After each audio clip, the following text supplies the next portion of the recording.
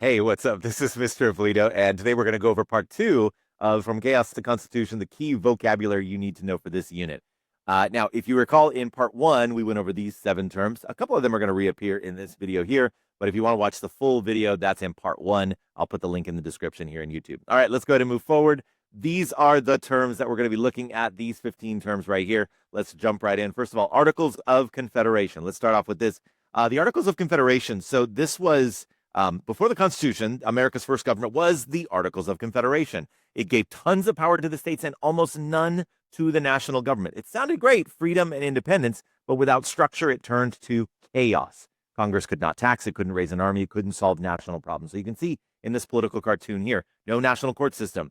In fact, it was a unicameral, it was a unicameral legislature. We'll talk about it in just a moment. It was also a one-branch government, right? One-branch government means there was only the legislative branch. There was no executive branch. There was no judicial branch, no power to enforce treaties. Most concerning was no power to collect taxes, no power to enforce laws. It was a very weak national government by design because they didn't want, the reason why they created a weak Articles of Confederation is because they did not want a repeat of the powerful monarchy of Britain.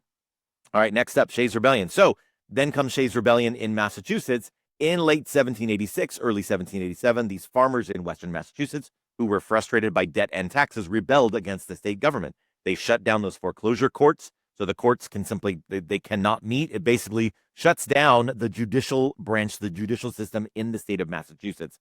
The national government was powerless to stop them. The state of Massachusetts was like, hey, United States, can you help? And they're like, no, we can't. This was the final wake-up call for Americans, particularly for those founding fathers. It let them know that the articles were just simply too weak and the country needed a stronger framework. And so in May of 1787, that's when these guys met at the Constitutional Convention. So delegates meet in Philadelphia. Originally, their plan, of course, is to fix the Articles of Confederation, but and they end up meeting in secret, right? Because they don't want any of their discussions to be leaked. They don't want it to be up for discussion in advance. They're making some big changes, so they want to wait. They want the country to wait until they're all done to unveil what they're ultimately doing, right? Because they ultimately end up, instead of just fixing the articles, they end up writing an entirely new constitution instead. They met in secret, they argued fiercely, and they compromised constantly. What came out of that summer shaped the government that, of course, we still use today. Great Compromise was one of those compromises. We talked about this in the last video. 2 plans, the Virginia plan or the large state plan, the New Jersey plan or the small state plan. One idea is to have representation based on population. The other is to have equal representation for each state. And of course, the compromise is we can do both, right? And the reason why we can do both is because we have a bicameral legislature. So we have the House of Representatives, that's our next term. House of Representatives is based on population. That's one. Bicameral is Latin for 2 chambers. So we have one chamber, the House of Representatives is based on population. We have the other chamber, the Senate, where each state gets 2 senators, so equal representation for each state. So that was part of the Great Compromise, is this bicameral legislature. Then another compromise to come out of the Constitutional Convention, of course, is the 3/5 compromise.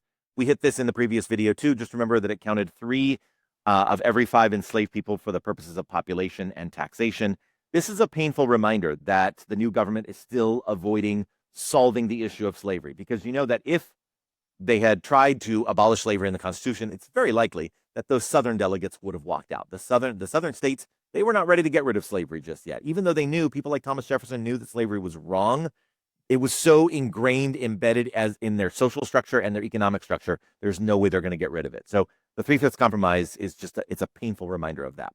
Also built into the Constitution, this is a repeat from the last one, is checks and balances. It's this idea that if it's working properly, the 3 branches are supposed to check each other and provide balances because they're supposed to be co-equal branches. The executive branch, judicial branch, legislative branch, all co-equal branches with the power to make sure that no one branch gets too powerful. Also related to that is separation of powers. It's the idea that you don't put all the powers, you don't give all the responsibility to one branch, you divide it up. So the president, for example, is in charge of the military, but we give the Congress the power to declare war, right? So we kind of separate those powers. And the judicial branch, they can declare laws unconstitutional. They can declare executive actions unconstitutional. So separation of powers is kind of goes together with the idea of checks and balances, where we're dividing power so no single branch becomes too powerful. All right, federalism. Speaking of dividing power, this is the way that we divide power between the United States government and the states. The national government handles those big countrywide issues like defense and currency. California does not create an army. That is only the United States government, right? Only the United States can declare war. The states handle more local issues, things like establishing and maintaining schools, establishing local city and county governments, issuing licenses and permits, like the marriage license that my wife and I have. Or if you were to go get a fishing permit, or you become a barber, you need a barber license or a cosmetology license, right? So states handle more of those local issues. The United States government handles the big stuff. And then there are some things that they share powers on, like levying taxes and borrowing money and making and enforcing laws. Okay, speaking of the national government, this is the idea, this is the clause, the line in the Constitution that basically says that the United States government is supreme and that the United States Constitution is the supreme law of the land. So if there's ever any conflict, the United States Constitution, the United States government wins over state laws.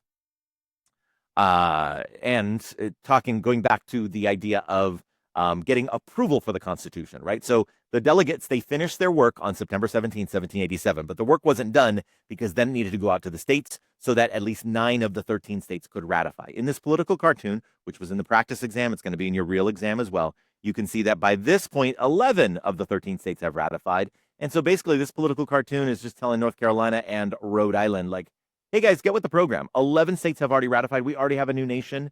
So this is on the erection of the 11th pillar of the great nation. That was New York, right? This is celebrating New York joining the country. But you know what? Let's go ahead and the foundation good, it may yet be saved. You guys can still join. It's not too late. But get with the program, otherwise you're going to crumble. You need to ratify the Constitution in order to officially join the United States, which Rhode Island finally did. I think North Carolina joined in 1790.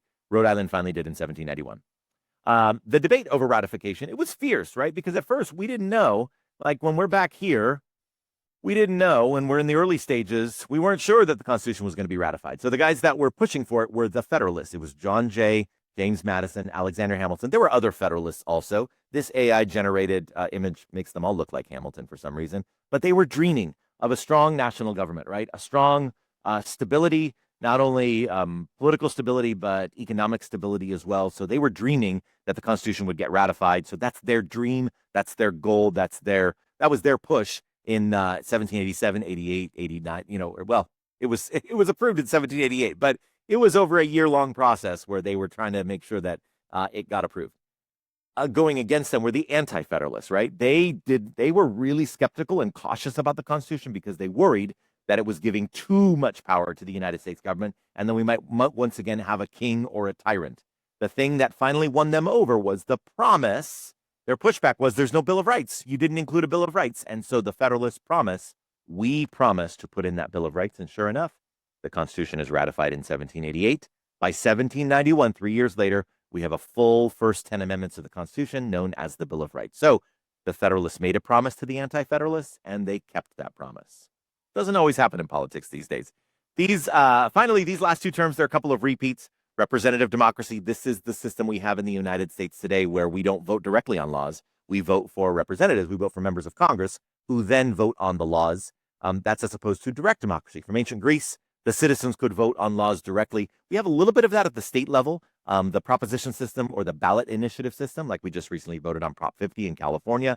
We can, on a limited basis, vote directly on laws as citizens, as people, but this is only at the state level. At the national level, it is representative democracy only, otherwise known as representative government or a republic.